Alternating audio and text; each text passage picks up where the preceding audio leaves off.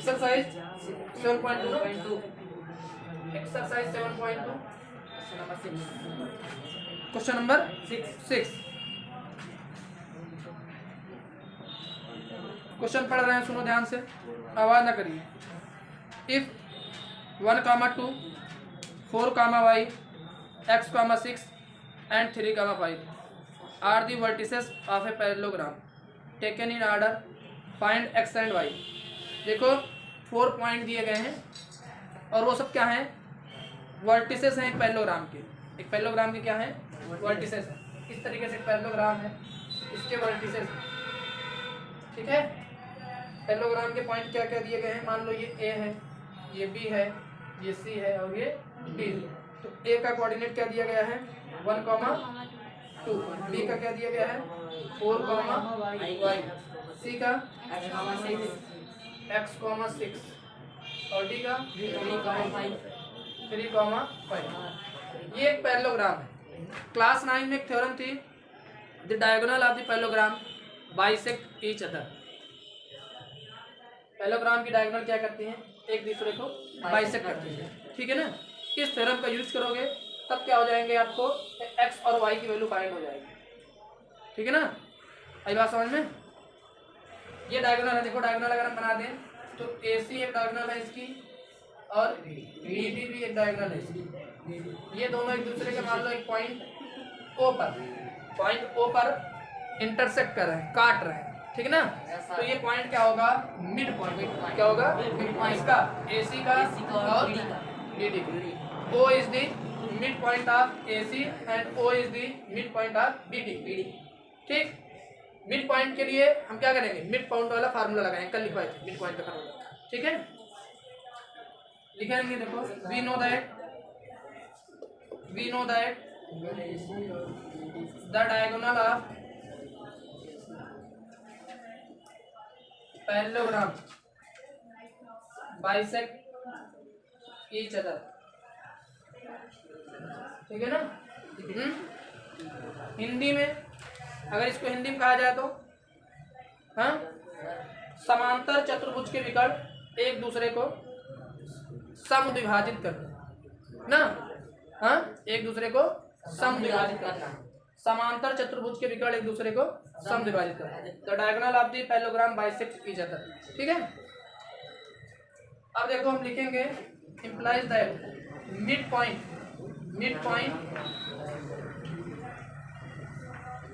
Of AC ना, AC एक diagonal है ना, इसका मिड पॉइंट इक्वल होगा किसके, BD के। मिड पॉइंट ऑफ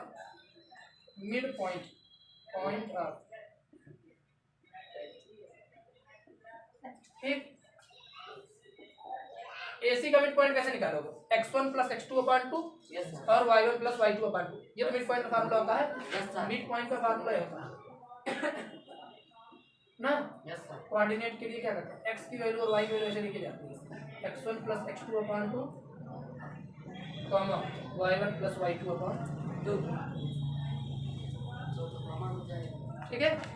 तो x की वैल्यू के लिए क्या लिखा जाएगा 1 + x ना, 1 + x/2 2 + 6/2। और इस वाले के लिए, इस वाले डायगोनल के लिए 3 + 4/2 और 5 + y/2। समझे। अगर ये कोऑर्डिनेट इक्वल है आपस में, ये कोऑर्डिनेट क्या है आपस में, इक्वल है, तो x वाली वैल्यू x के इक्वल होगी और y वाली वैल्यू y के इक्वल होगी। आई बात समझ में। इसको थोड़ा सा एक लाइन और सॉल्व कर दो, 1 + x/2 ये क्या हो गया 8/2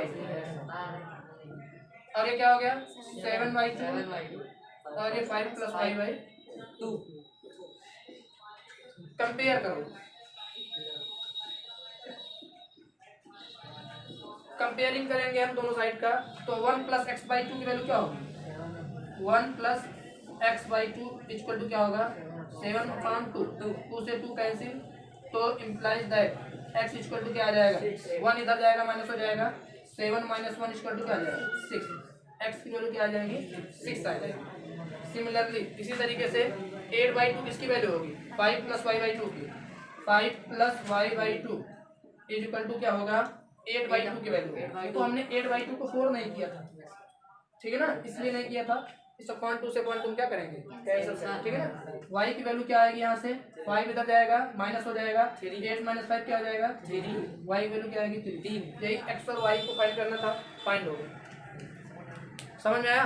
ये थ्योरम बहुत इंपॉर्टेंट याद होना चाहिए, तभी इस क्वेश्चन को आप लगा पाओगे। ऐसा एक एग्जाम्पल भी है, एग्जाम्पल नंबर 10 नोट करो।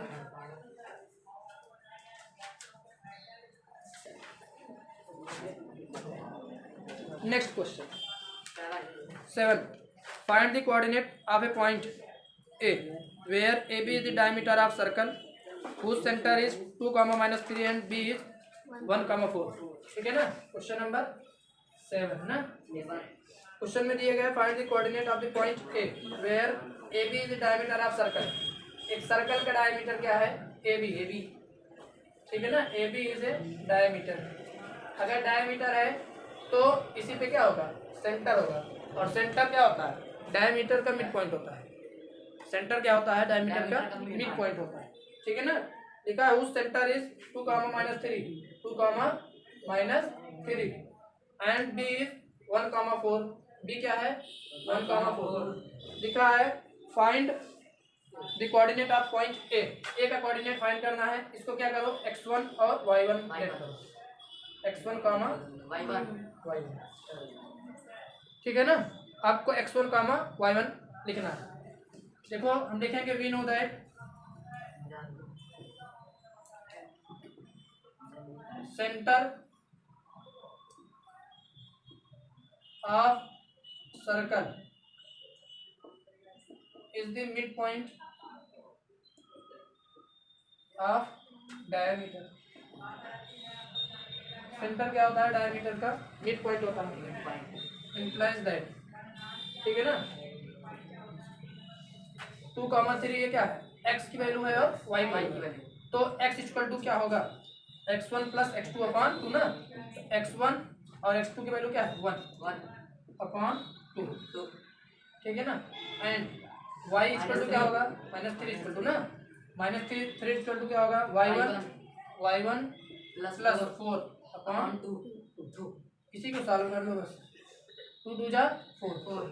x1 इक्वल टू क्या हो जाएगा, देखो x1 की वैल्यू क्या आ जाएगी, ये आ गया 4, लिख दो एक बार।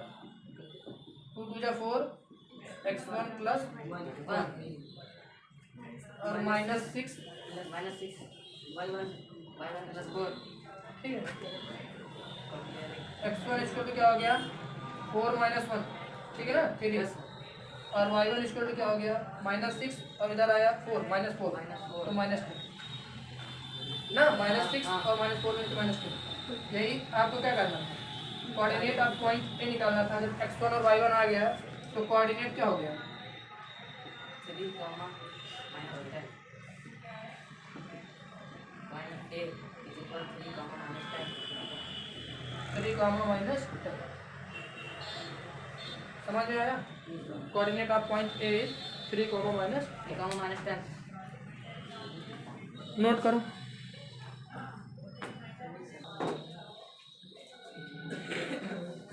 क्वेश्चन नंबर 8 देखो। If A and B are -2, -2 and 2, -4 respectively, find the coordinate of P such that AP = 3/7 AB, ठीक है, and P lie on the segment AB। A का कोऑर्डिनेट क्या दिया गया है, क्वेश्चन नंबर कौन सा है 8 ना, एक्सरसाइज 7.2 क्वेश्चन नंबर 8।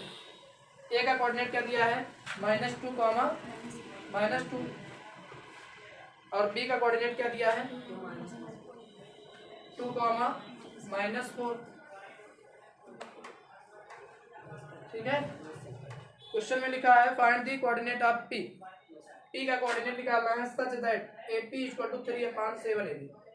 अगर एपी इक्वल टू दिया गया है एपी = 3/7 AB, तो एपी क्या है एबी का 3/7 है, एबी का क्या है 3/7, मतलब एपी इसी के बीच में एक कोई पॉइंट है, ठीक। लेकिन जो एपी की वैल्यू है वो एबी का 3/7 है। आई बात समझ में, हाँ? तो AP अपान AB, देखो ध्यान से, अगर हम क्या लिखें AP upon AB equal to क्या हो जाएगा 3/7। हमें पॉइंट P का कोऑर्डिनेट निकालना है। क्या निकालना है? पॉइंट P का कोऑर्डिनेट इस x और y निकालना है। क्या निकालना है? x और y निकालना है। लेकिन x और y के लिए आपको क्या पता होना चाहिए? इसका रेशियो पता होना चाहिए। इसका रेशियो पता होना चाहिए। या तो ये मिड पॉइंट हो तब भी काम चल जाता था, फिर रेशियो नहीं पता रहता तब भी काम चल जाता है। ये मिड पॉइंट भी नहीं है और रेशियो बनेगा, तो रेशियो में यहीं से फाइंड करेंगे। ठीक है ना? रेशियो कैसे फाइंड होगा? AP और AB का रेशियो 3/7 है। मींस AB पूरा क्या है 7 रेशियो और AB क्या है 3 रेशियो, तो PB क्या होगा 4 रेशियो। देखो AB क्या है 7 रेशियो और AP क्या है 3 रेशियो, मींस PB क्या होगा 4 रेशियो। आएगा समझ नहीं? तो हम अगर इसको लिखें, देखो ध्यान से, AP अपान PB, क्या लिखें PB, तो 3 अपान क्या हो जाएगा? आएगा समझ में कि नहीं? जिसके ना समझ में बताए। AB क्या है 7 रेशियो है और AP क्या है 3 रेशियो। अगर ये 3 रेशियो है और पूरा क्या है 7 रेशियो है, ये कितना रेशियो बचा?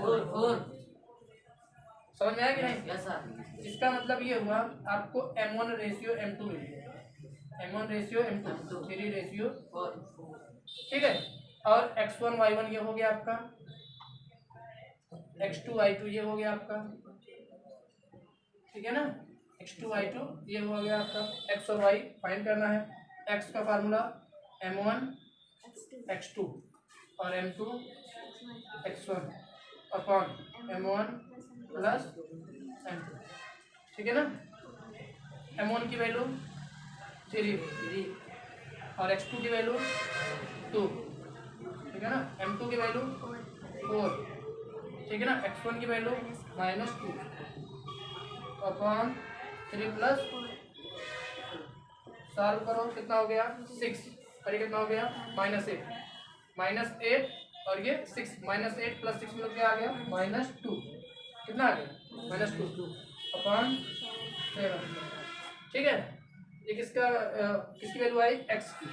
y इसका क्या होता है M1 Y2 M2 Y1 upon M1 plus M2, फिर वैल्यू रखो M1 की 3, ठीक है ना। Y2 की वैल्यू -4 प्लस M2 की वैल्यू 4 और Y1 की वैल्यू -2 अपॉन 3 प्लस 4, ठीक है।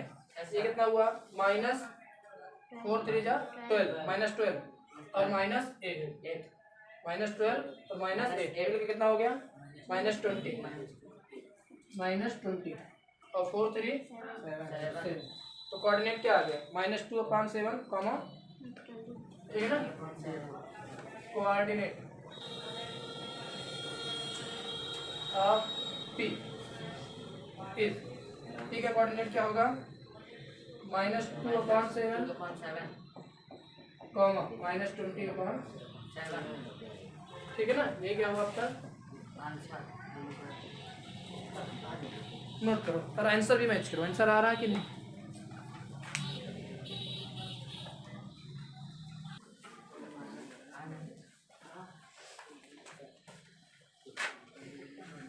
क्वेश्चन नंबर 9,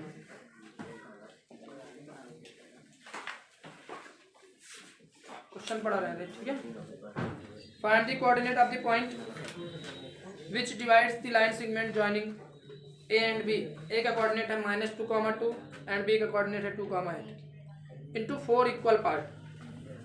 देखो A और B दो पॉइंट हैं। A का कोऑर्डिनेट क्या है -2,2 और B का कोऑर्डिनेट 2,8।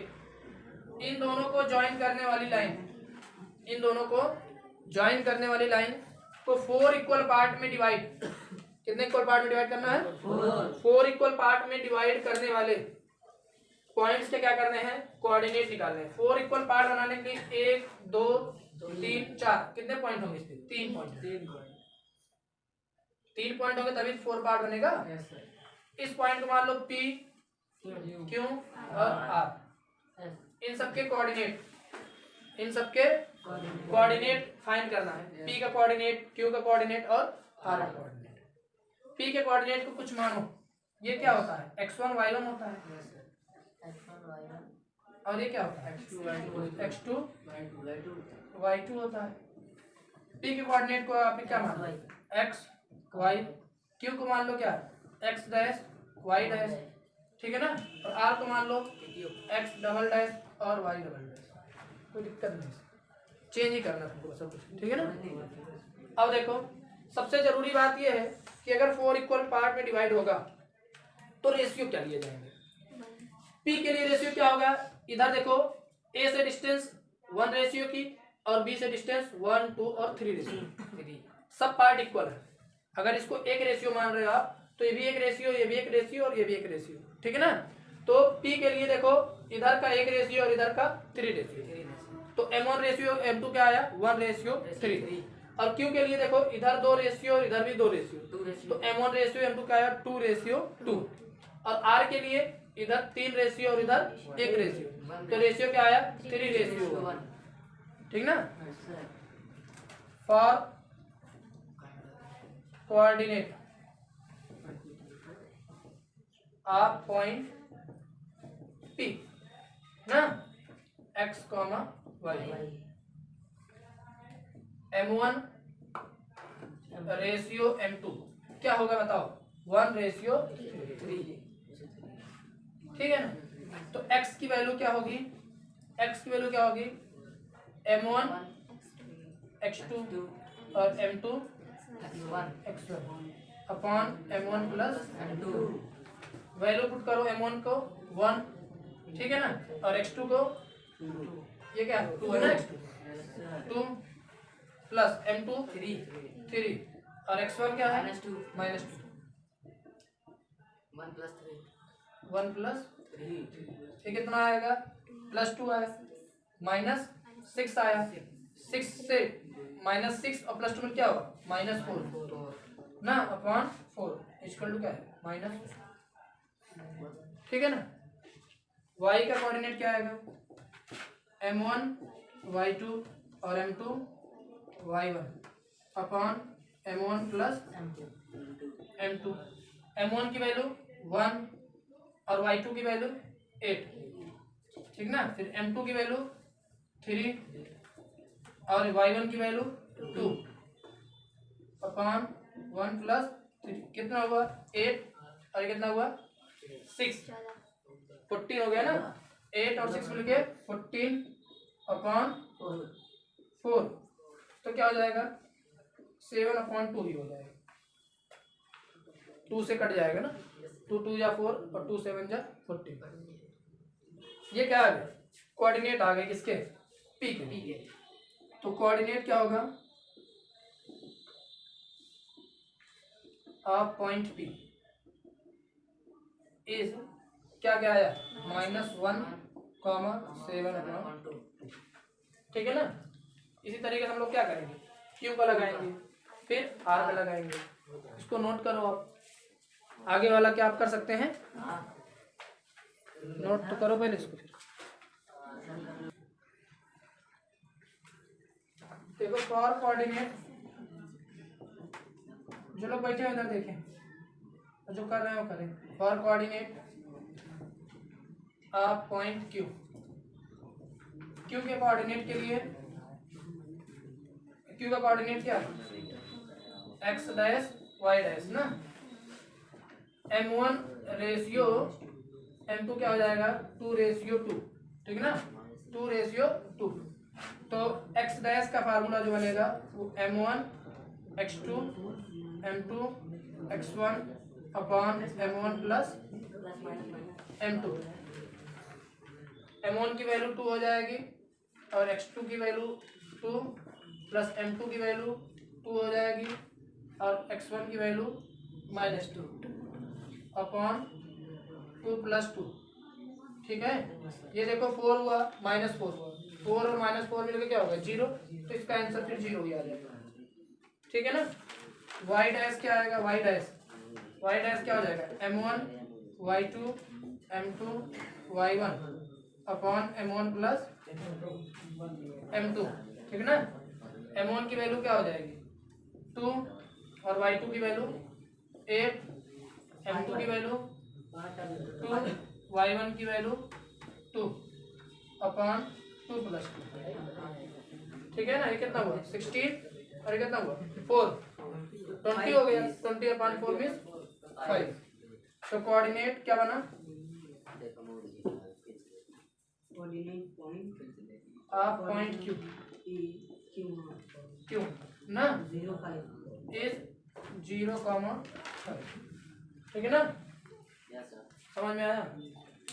इसी तरीके से आगे हम लोग क्या करेंगे, इतना नोट कर लो, ठीक है ना। आगे हम लोग क्या करेंगे, कोऑर्डिनेट उसके लिए लगाएंगे, किसके लिए आगे थोड़ा थोड़ा मैनेज कर रहे हैं। ये m1 रेशियो m2 चेंज हो जाएगा जब हम किसके लिखेंगे, कोऑर्डिनेट ऑफ पॉइंट r ना। r के लिए x डबल डैश और y double dash. m1 ratio m2 क्या हो जाएगा 3:1, ठीक है। यहीं पे फिर से वैल्यू रख दो, कर लोगे ना उसको। हाँ फिर से यहीं पे वैल्यू रख देना, केवल m1 रेशियो m2 चेंज हो जाएगा, m1 और m2 वैल्यू चेंज हो जाएगी, सब कुछ सेम रहेगा, कोऑर्डिनेट ऑफ r आ जाएगा, ठीक। आगे लास्ट क्वेश्चन बचा है, क्वेश्चन नंबर 10। क्वेश्चन नंबर 10 देखो, 10 में देखो हिंट भी दी गई है। एरिया ऑफ रोम्बस का फार्मूला होता है 1/2 प्रोडक्ट ऑफ इट्स डायगोनल ना। तो पहले रोम्बस के डायगोनल वो दिए गए हैं, वर्टिसेस दिए गए हैं, ठीक है ना। 3, 0, 4, 5, -1, 4 और -2, -1, ठीक है ना। अगर इस पॉइंट को ए बी सी और डी बना लो, ठीक है ना। एरिया ऑफ रोम्बस, इस रोम्बस का एरिया निकालना है। सबसे पहले डायगोनल आप निकालोगे तभी तो उसका प्रोडक्ट करोगे। इसकी एक डायगोनल क्या हो गई AC और दूसरी DB, ठीक है ना। तो AC और DB पहले फाइंड करो, कैसे फाइंड होगा देखो। AC कैसे फाइंड होगा, डिस्टेंस फार्मूला लगाओगे, इनके बीच में क्या करोगे डिस्टेंस फार्मूला लगाओगे, AC की वैल्यू आ जाएगी, ठीक है ना। फिर इनके बीच में क्या करोगे DB निकालने के लिए, फिर डिस्टेंस फार्मूला लगाओगे तो DB की वैल्यू आ जाएगी। इसी का दोनों का मल्टीप्लाई करोगे तो क्या आएगा प्रोडक्ट आएगा, क्या आएगा प्रोडक्ट। और उस प्रोडक्ट को यहाँ पे क्या कर दोगे पुट कर दोगे फार्मूले में, आंसर आ जाएगा। फार्मूला क्या होता है एरिया का, एरिया ऑफ रोम्बस का फार्मूला होता है, एरिया ऑफ रोम्बस होता है 1/2 प्रोडक्ट ऑफ इट्स डायगोनल्स, ठीक है ना। प्रोडक्ट ऑफ डायगोनल्स, तो डायगोनल पहले आप फाइंड करोगे डिस्टेंस फार्मूला से, और उनका प्रोडक्ट मतलब मल्टीप्लाई, AC और DB की वैल्यू क्या कर लोगे मल्टीप्लाई, और उसी वो क्या आ जाएगा प्रोडक्ट आ जाएगा, उसको यहाँ पे रख दोगे तो एरिया ऑफ रोम्बस फाइंड किया ना। डिस्टेंस फार्मूला जानते हो लगाना सब लोग ना। Yes sir.